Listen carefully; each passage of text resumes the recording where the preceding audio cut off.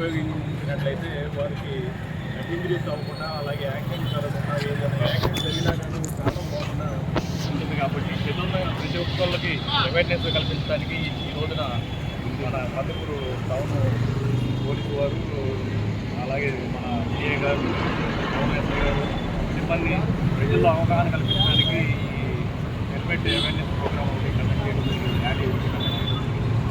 వీటిని ప్రజలందరూ కూడా తెలుసుకోవాలి.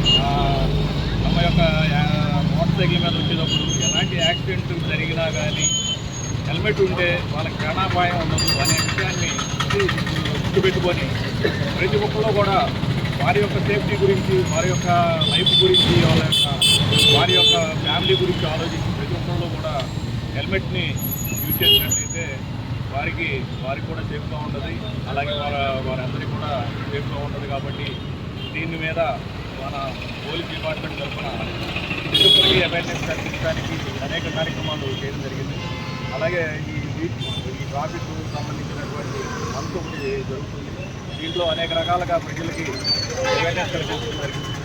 అలాగే తర్వాత ఎవరైతే హెల్మెట్ లేకుండా ఉంటారో వాళ్ళ మీద మనం అవేర్నెస్ కల్పించినా కానీ మరలా పెట్టుకోకుండా ఉన్న వ్యక్తులకి ఫైన్ వేయడం, అలాగే వారి మీద కేసులు పెట్టడం అనేది జరగాల్సి జరిగింది.